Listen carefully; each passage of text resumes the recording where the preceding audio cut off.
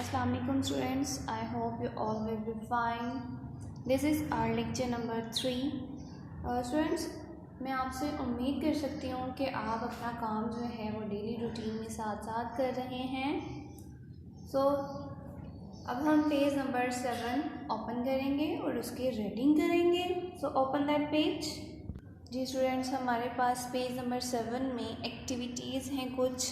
सबसे पहले एक्टिविटी देखेंगे. पहली एक्टिविटी है test for starch in a leaf. एक हमने लीफ लेना है, मींस एक पत्ता लेना है, उसके अंदर हमने स्टार्च की प्रेजेंस का कंफर्म करना है कि स्टार्च की प्रेजेंस उसमें होती भी है या नहीं होती.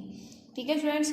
और इस एक्सपेरिमेंट को करने के लिए, इस एक्टिविटी को करने के लिए सबसे पहले हमारे पास कुछ मटेरियल अवेलेबल होना चाहिए. वो मटेरियल क्या है? वो सबसे पहले हमारे पास कुछ बॉयल वाटर होना चाहिए. ठीक है. और अल्कोहल होनी चाहिए, आयोडीन होनी चाहिए. ठीक है. एक बीकर होना चाहिए, एक टेस्ट ट्यूब होना चाहिए, जिसके बिना पे हम इस एक्टिविटी को कंप्लीट कर सकेंगे. सबसे पहले स्टेप है हमारे पास इस एक्टिविटी में boil a green leaf in water. जो भी आप ग्रीन लीफ लेंगे उसको आपने एक जो है पानी में बॉयल कर लेना है आपने. Then boil it in alcohol. फिर आपने क्या करना है, सबसे पहले उस लीफ को बॉयल करना है वाटर में. देन आपने उसको बॉयल करना है किसमें? अल्कोहल में. लेकिन ये याद रखिएगा कि आपने डायरेक्टली फ्लेम पर, आग पर अल्कोहल को नहीं रख देना, क्योंकि अल्कोहल जो है वो बहुत जल्दी फायर को कैच करता है. ये ना हो कि आप डायरेक्टली उसको फायर में रख दें और वो बहुत ज़्यादा जो है वो एक्सीडेंट हो सकता है इससे ज़्यादा.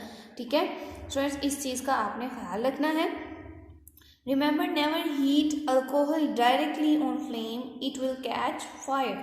Put alcohol in a test tube with the leaf. फिर आपने क्या करना है, उस अल्कोहल को एक टेस्ट ट्यूब के अंदर डालना है, एक लीफ के साथ. वो जो आपने पत्ता लिया हुआ है, लीफ लिया हुआ है, उसके साथ डाल देंगे. Put the test tube in a beaker with water and then heat it on a flame. फिर आपने क्या करना है, टेस्ट ट्यूब को उस बीकर के अंदर रख देना है पानी के साथ. फिर उसको क्या करना है, आपने फ्लेम देना है, लाइट. ठीक है. नेक्स्ट हम आपके पास स्टेप नंबर 2 है.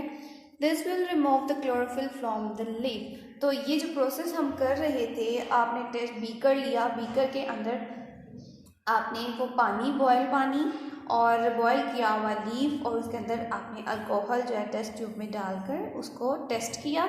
तो ये क्या कर देगी, आपके लीफ के अंदर से ये जो ग्रीनरी होगी उसको रिमूव कर देगी. जब आप एक पत्ते के अंदर से, लीफ के अंदर से ग्रीनरी को रिमूव करते हैं, क्लोरोफिल ग्रीनरी को कहते हैं. जब एक पत्ते के अंदर जो ग्रीनरी होती है उसको हम क्लोरोफिल कहते हैं. जब आप उसको रिमूव करते हैं तो ये जो कंप्लीट प्रोसेस है इसको हम कहते हैं ब्लीचिंग. स्टूडेंट्स, आपको याद होगा कि लेक्चर नंबर 2 में हमारे पास क्वेश्चन में आया था ब्लीचिंग का टॉपिक, लेकिन हमने उसका आंसर नहीं लिखाया था क्योंकि हमने उसके बारे में भी पढ़ा नहीं था. आज हमने ब्लीचिंग का भी पढ़ लिया है. तो वो जो प्रीवियस डेफिनेशन रह गई थी हमारी ब्लीचिंग की, आज हम इसके साथ उसको कवर अप करेंगे. ठीक है स्टूडेंट्स. क्या है ब्लीचिंग की definition? The process of removing green colour chlorophyll from the leaf is called bleaching. जब आप एक ग्रीन लीफ में से उसका ग्रीनरी को रिमूव करेंगे तो उसको हम क्या कहेंगे? ब्लीचिंग कहेंगे. जी स्टूडेंट्स, नेक्स्ट स्टेप मतलब step number 3, wash the leaf in cold water. Then आपने उस लीफ को जिसके अंदर से रिमूव किया था क्लोरोफिल को, उसको आपने कोल्ड वाटर के अंदर क्या करना है, उसको वॉश करना है. Next step, put a few drops of iodine on leaf. फिर आपने क्या करना है, कुछ आयोडीन के ड्रॉप्स लेने हैं और उस जो लीफ होगा जिसको आपने कोल्ड वाटर से वॉश किया है उसके ऊपर आप डालेंगे कुछ ड्रॉप्स उसके. It will turn blue black. तो फिर आप उस लीफ को देखेंगे कि आपका जो लीफ है वो ब्लू ब्लैक कलर में टर्न हो जाएगा. ठीक है, चेंज हो जाएगा। Iodine always starch blue black. तो आयोडीन का क्या काम होता है? आयोडीन का काम होता है कि वो स्टार्च को कन्वर्ट कर देती है, किस कलर में कन्वर्ट करती है? ब्लू ब्लैक कलर में कन्वर्ट करती है। ठीक है स्टूडेंट्स, और इसका मतलब जब हमारा लीफ जो है वो ब्लू ब्लैक में कन्वर्ट हो गया है तो इट्स मीन इसके अंदर स्टार्च की प्रेजेंस है, इसके अंदर स्टार्च की प्रेजेंस है। ठीक है स्टूडेंट्स, ये हमारे पास एक्टिविटी नंबर 1 थी। अब इससे नेक्स्ट एक्टिविटी क्या है? मतलब इस लीफ को आपने कंफर्म कर लिया कि इसके अंदर स्टार्च की प्रेजेंस है। इससे नेक्स्ट प्रोसेस क्या होगा? Chlorophyll is needed for photosynthesis. Next activity है हमारे पास कि आपको जो है क्लोरोफिल क्यों ज़रूरी होता है फोटोसिंथेसिस के लिए। तो इसके लिए सबसे पहला स्टेप क्या होगा? Take a coloured leaf. अब आपने अगेन जो है एक दूसरा कलर्ड लीफ लेना है। ठीक है, लाइक द कॉलियस प्लांट लीफ, जैसे आपके पास एक कॉलियस प्लांट लीफ होता है।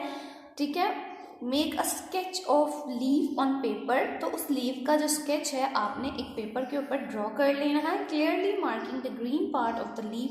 फिर आपने क्लियर उस पर डिफाइन करना है, क्लियर मार्क करना है कि ये आपका ग्रीन प्लांट है और ये वाला ये आपका ग्रीन पार्ट है और ये वाला आपका ग्रीन पार्ट नहीं है। नेक्स्ट स्टेप है test for starch as done in activity. जैसे हमने स्टार्च एक्टिविटी इसी लीफ पे आपने जो है, जैसे हमने एक्टिविटी नंबर 1 की है, ये लीफ पे आप एक्टिविटी नंबर 1 डन करेंगे। नेक्स्ट आपका स्टेप नंबर 3 है एक्टिविटी नंबर 2 में compare the blue black part of the leaf with your sketch. फिर आप जो आपने स्केच ड्रॉ किया हुआ है उसको कंपेयर करना है आपने अपने ब्लू ब्लैक जो पार्ट है लीफ का, जैसे ये आपने एक्टिविटी नंबर 1 में ब्लू ब्लैक पार्ट आपको नज़र आ रहा है ना, इस तरह से आपने उसके साथ उसको कंपेयर करना है। Only the part that was somewhat green turns blue black, showing the presence of starch in it. तो जो पार्ट ग्रीन से ब्लू ब्लैक में कन्वर्ट हुआ है, इट्स मीन उसमें स्टार्च की प्रेजेंस है।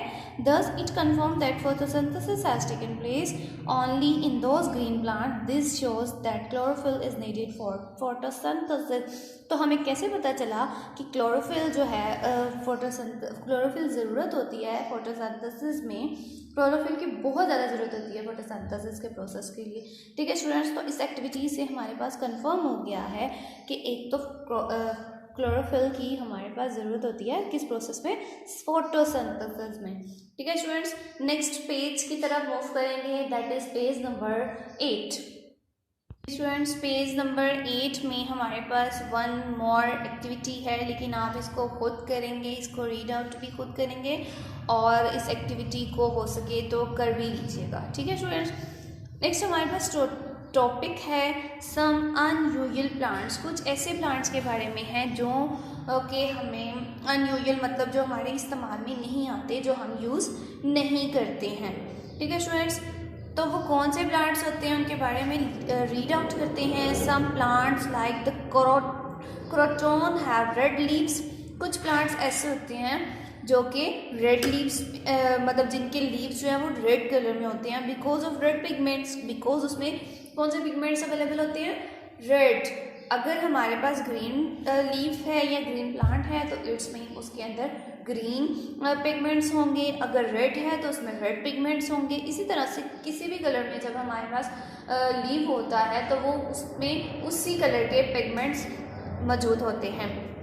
दे have chlorophyll too but the red pigment hides the green colour. इसके अंदर भी अच्छा, इसका मतलब ये नहीं है कि उस लीफ के अंदर जो है वो क्लोरोफिल अवेलेबल नहीं होगी। फ्रेंड्स, क्लोरोफिल हर लीफ के अंदर होती है।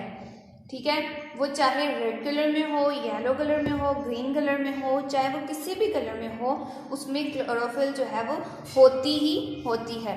ठीक है स्टूडेंट्स, लेकिन वो जब कलर चेंज हो जाते हैं तो वो पिगमेंट्स की वजह से कलर उसके चेंज होते हैं। जिस कलर में पिगमेंट्स होते हैं इस वजह से उस लीफ का जो कलर है वो भी चेंज हो जाता है।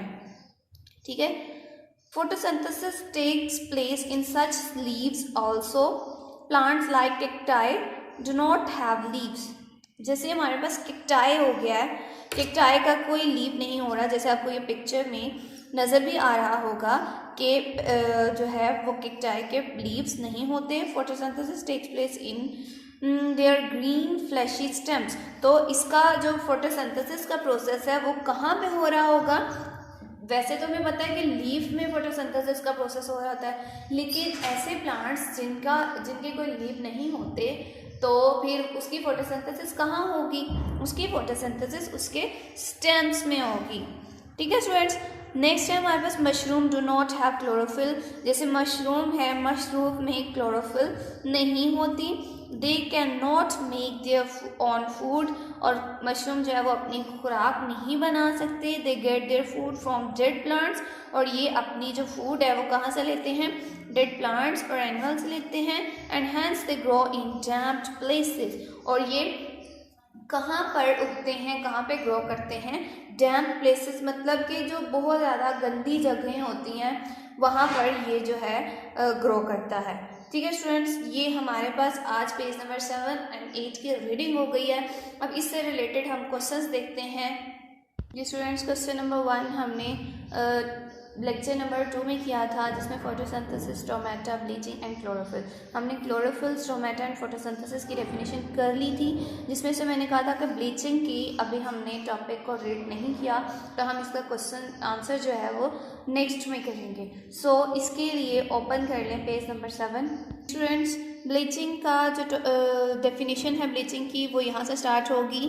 द से the process of removing green colour chlorophyll from a leaf is called bleaching. ये हमारा ब्लीचिंग का टॉपिक भी रिकवर हो गया। ठीक है स्टूडेंट्स, अगेन क्वेश्चन आंसर्स पे आए। स्टूडेंट्स, इसके साथ हमारे पास क्वेश्चन नंबर 8 है, draw and name a non green plant. And number part B में है a plant that makes food in its stem.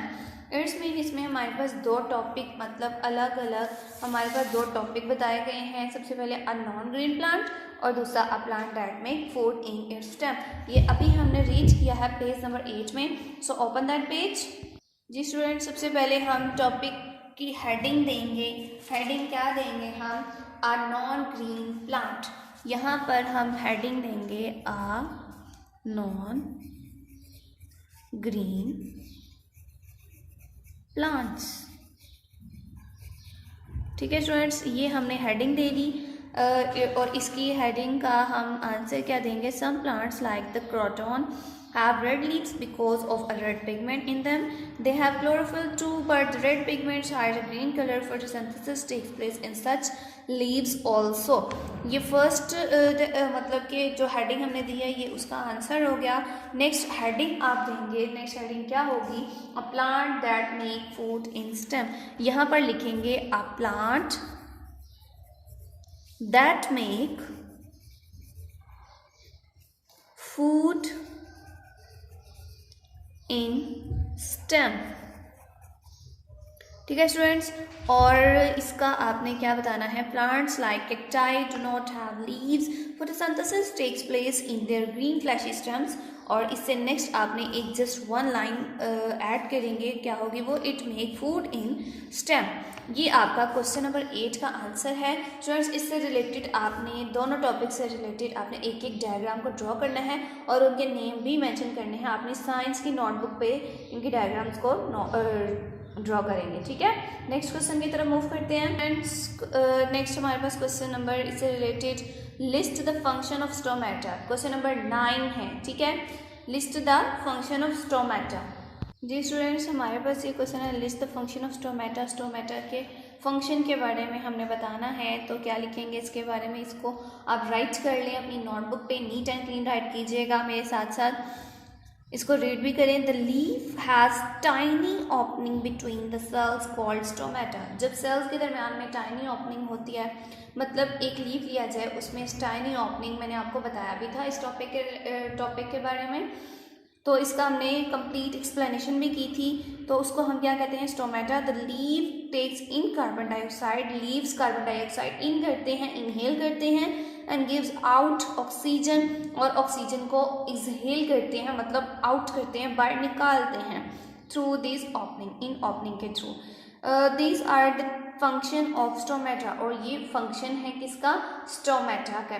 Ji students, ये हमारा आज का टॉपिक था। आई होप आपको अच्छी समझ भी आई होगी स्टूडेंट्स। आपने जो है इन क्वेश्चंस को अपनी नोटबुक पर राइट करना है, इन डायग्राम्स को भी ड्रॉ करेंगे। टिल द नेक्स्ट लेक्चर, अल्लाह हाफिज़।